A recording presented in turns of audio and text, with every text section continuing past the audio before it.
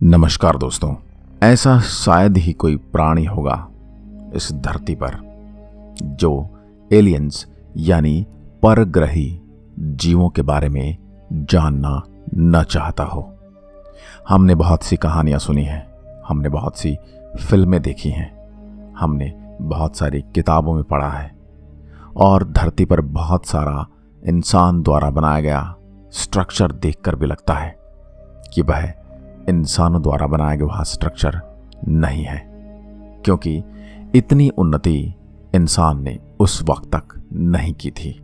फिर हम उस स्ट्रक्चर को परग्रही प्राणी द्वारा निर्मित या फिर एलियंस द्वारा बनाया गया मानकर या फिर इसकी संभावना व्यक्त करते हैं।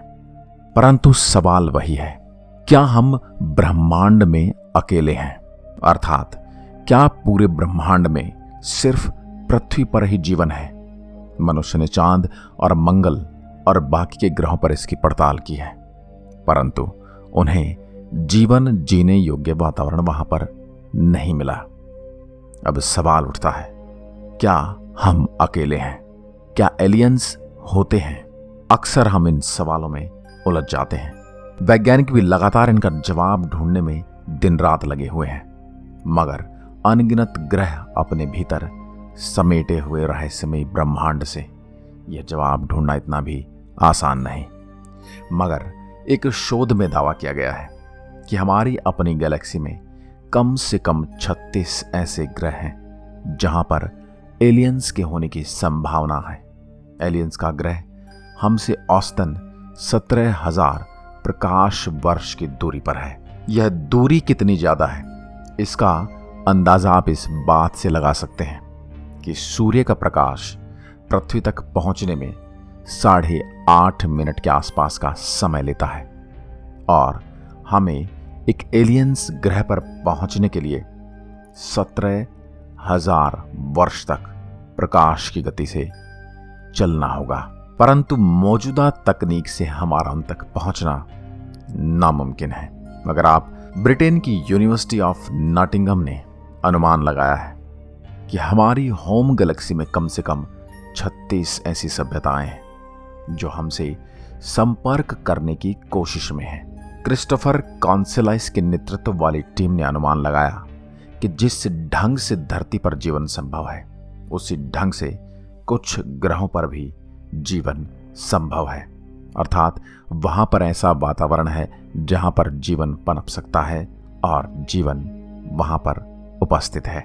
अब इन्होंने इसका अनुमान किस गणना के आधार पर लगाया, चलिए उसके बारे में भी जानते हैं।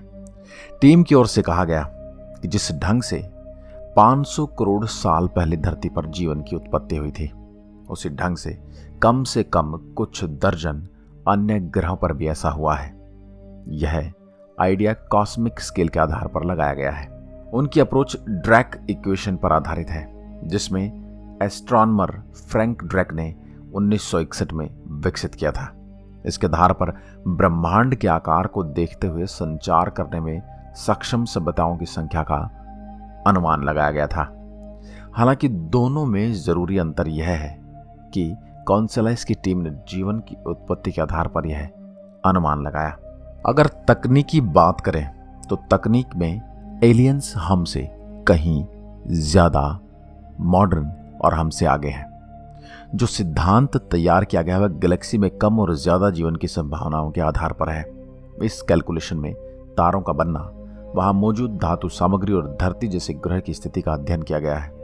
टीम का कहना है कि इससे हमें कुछ जरूरी सवालों के जवाब मिल सकते हैं, जैसे हमारी गैलेक्सी में किस ग्रह पर जीवन संभव है और वहां किस हद तक जीवन है।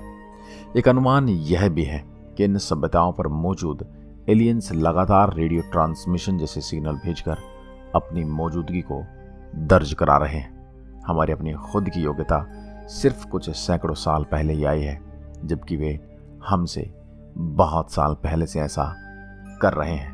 आज की वीडियो में बस इतना ही।